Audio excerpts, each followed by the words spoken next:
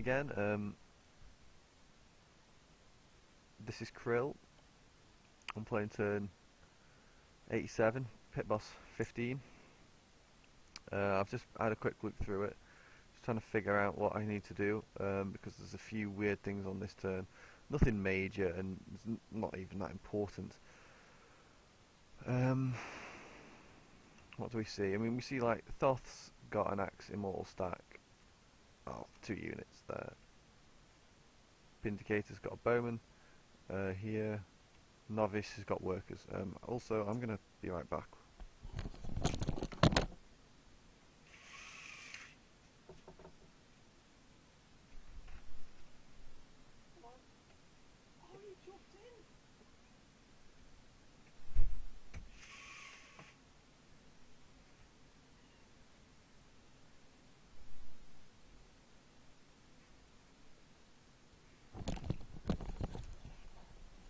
Okay, and I'm back.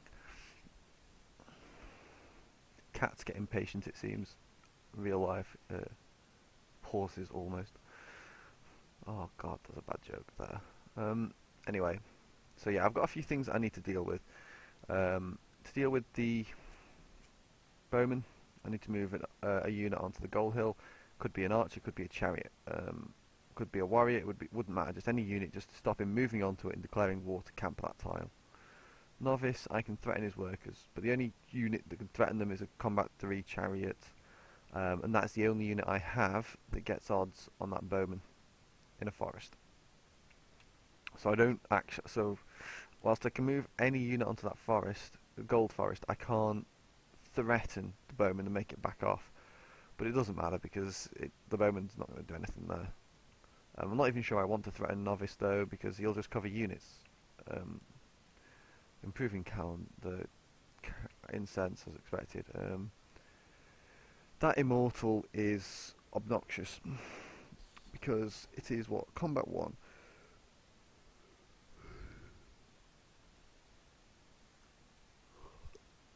I mean, that speaks for itself really. It's a combat 1 immortal, so I have a combat 1 chariot on that tile that he can take the fight. I think it's like a 55 to 45 shot basically, with considering withdrawal. Well, actually, it'd be on a tile, so it'd be dead the next turn, so it's a 50-50 effectively. To try and threaten the worker. But the archer on that hill is at what precisely? It's at 100%, so it's about plus 100%, including fortification bonus. The immortal would take that down to plus 50%, but then it's got combat 1, so it's very, very close to having odds on the archer. It's I think it's about 65% odds to maybe that 60% odds for the archer to win on defense. So that archer's dead if Thoth wants to kill it.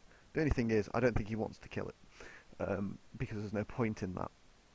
He doesn't get anything out of it because he would then be leaving the worker on the forest tile unprotected, because there's an axe there, and I've got a shock chariot that can move onto the lumber mill, so it doesn't attack over the river and attack the axe. That axe would pretty much be dead. So that there's no way to do that. Also, you can see here, immortals are good for defending tiles because they get tile defensive bonuses. Really, it's obnoxious for me, but whatever. Chop these 2 tiles because I need them chopped. Whatever I do, I slave the Scarrow Ward. Yeah, I've got to slave it this turn.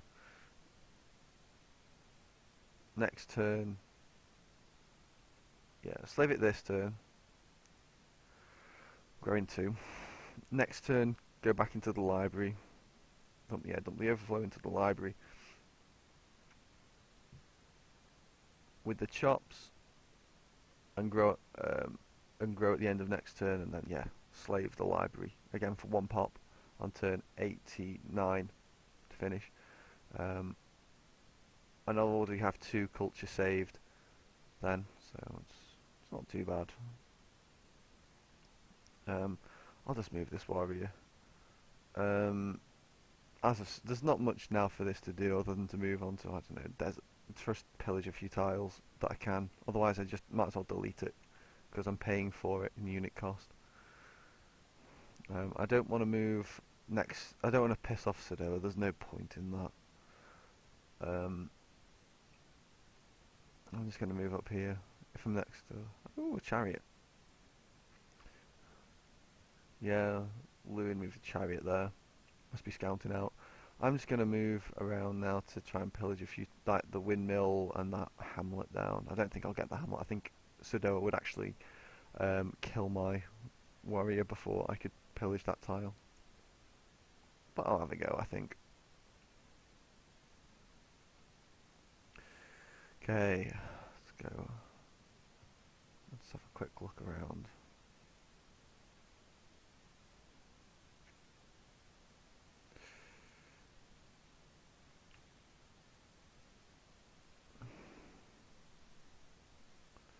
Okay. The working micromanagement is pretty sodding simple. There's nothing difficult with it here now. I put 1 turn into doing the pasture now. Next turn I'll put 2 in. I'll use work of 4. I basically just need to improve this plains tile for a single turn. I need to put in a road, or turn into a road, turn into a farm, turn into a cottage, whatever. I'm going to just do a road just because there's no real point in doing anything else, because I won't work that if it's a farm. I won't work that tile anyway, so it doesn't matter. I'll just do a road just because that might have some usefulness to me. I actually could have roaded the grass. I could have roaded the grassland this turn and next turn, and then done the sheep. The sheep would still been finished on turn 89 before, like, the turn I needed to use it. But this way on turn 89, I don't think it matters if I've got a road on the grassland or the plains tile. To be totally honest, I'm going to get roads on both eventually. Anyway, so yeah, there's that. What to build? Build a barracks. As I said before, I build a barracks because I'm going to one pot whip that at size 3. Yeah. Do not die produces 4 hammers this turn. Next turn moves off the whale and onto this hill again. It'll make 7 hammers, so it'll build the granary. Build the granary on turn 87 this turn, then 88, 89, 90. Ends in 90, it hits 31 hammers, needing 60. So on 90, yeah. So on 91, I slave it. Nothing special. That's that area. It's just dealing with the other opponent's units. That's the only thing to do. Move the spear around. Move the spears around. I need a spear down here to defend against stuff.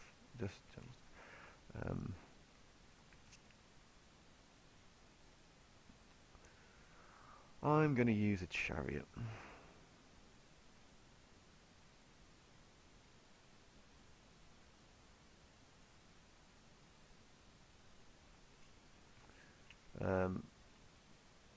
This worker now, it doesn't.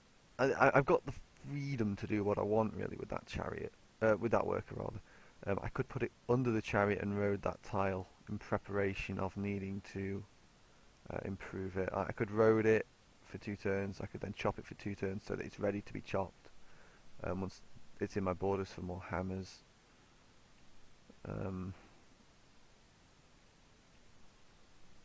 Few options. Mine this plains hill. I'm actually going to move up to mine this plains hill for a turn and then cottage the grassland. I think that's the right move.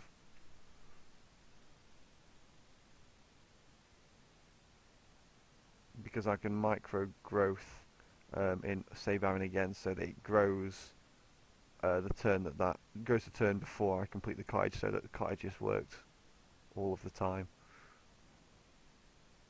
Just scout with them. Ooh, Bob Warrior. Didn't even know they still existed. One check, just work it. That's work at 8. That one's work at 7, isn't it? Yeah, work at 8.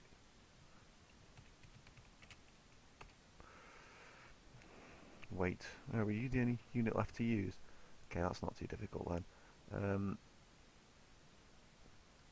Set you up for a turn.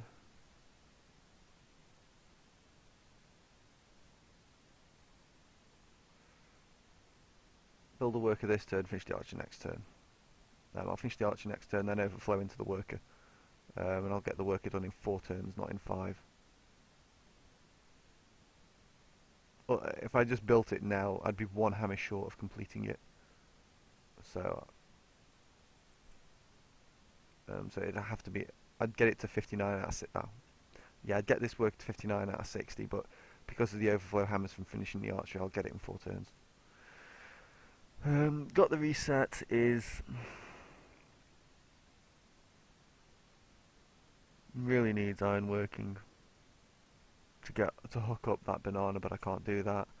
Got other techs I need to get first.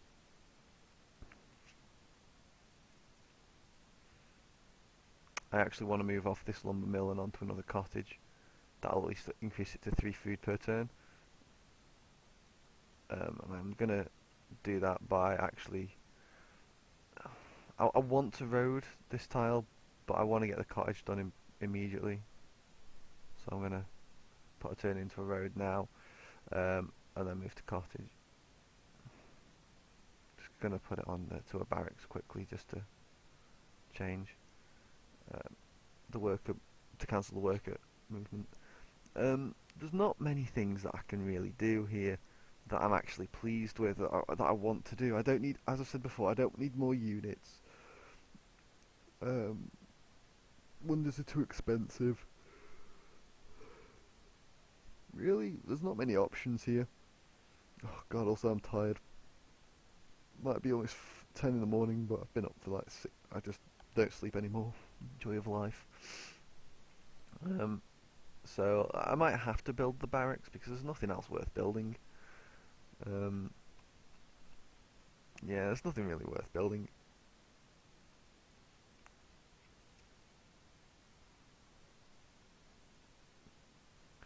There's also a fair chunk of it.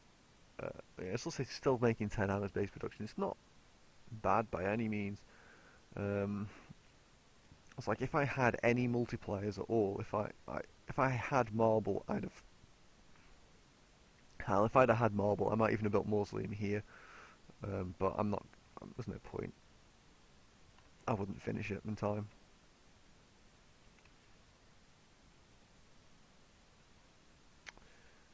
Yeah, that's easy.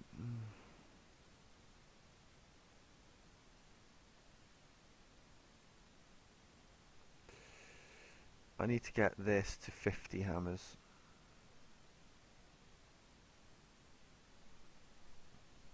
Doesn't actually matter what I work. Totally honest. The coast's not a bad tile for the commerce.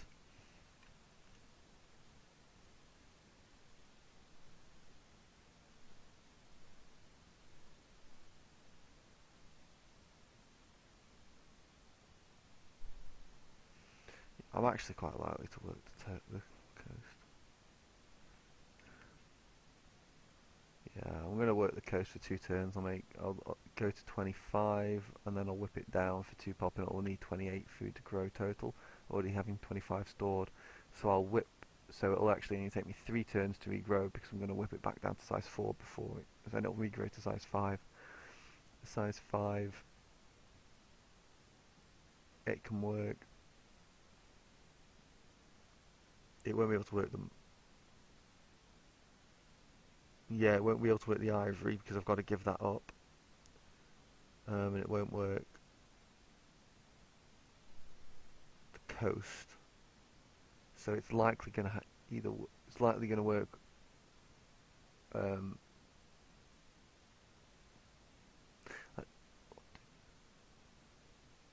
Yeah, it can work the incense at that by that point actually. In fact, it might even work the incense over working the yeah.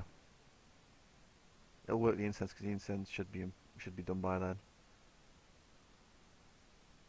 It's going to be a 7-yield tile. That's nice. That is nice. Oh well. Where is the next? Say Baron again. Yeah, I'm going to steal the sheep for a single turn, I think, because I want it to grow. I mean, because I can get the cottage completed, what, 88, 91. So I want to grow this city end of turn 90.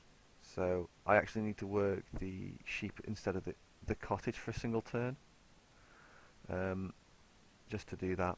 And that'll be absolutely fine, in my opinion.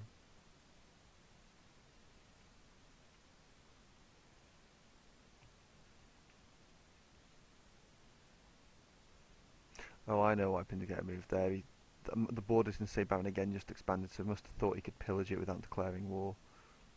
I personally don't see any difference between him pillaging it when it's right outside my borders and him declaring war to try and pillage it, so I'm perhaps noted for not discerning much between peace and war. But, yeah. Anyway, on from Say Baron again. I've already spoken about Scarrow Ward. Slave back this turn grows end of next turn, and then it'll immediately whip the library again. I'll actually have 2 culture saved when the library comes in, and I'll be making 3 a turn. So it'll grow, what is it, 87? The borders will pop, what is it, 87, 80, 88, 89. End of turn 92, I think.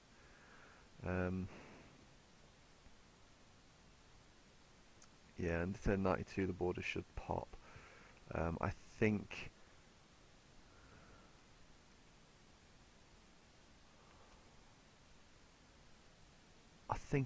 I'd be able to hold the horses from about turn 94, 95 onwards.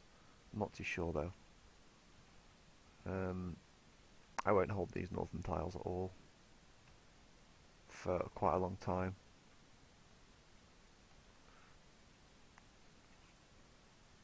If I'm allowed to, the die will be hooked. Both chops land 88, so 89, 91. The dies will be hooked. And yeah, let's just carry on with everything. That's pretty much it actually this turn. I'm the first person to play this turn, so it's been done pretty quickly. Um,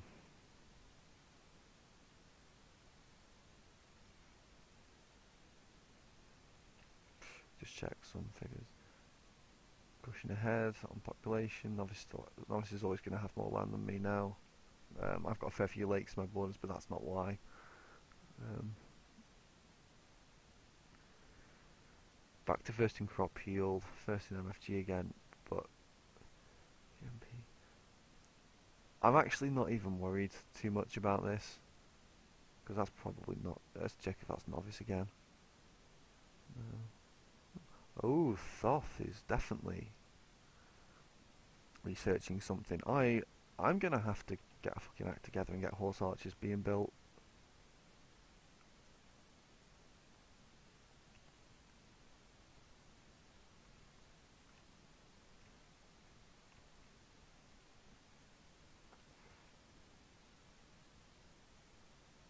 Yeah, I'm gonna have to get some horse archers built because this is not a fun position to be in. Once that die's hooked up, I can actually retreat the axe into the city. And that'll make me feel a bit better. Axes obviously don't defend well against chariots, but they can defend okay-ish against horse archers, with culture and fortification bonus. Okay, yeah, that's pretty much the turn done. So if we're lucky, we'll get another turn later this afternoon, but I kind of doubt it. And I've got to report on the past 7 turns anyway. So I hope everyone has a good evening, morning, Sunday, whatever. Ta-ra.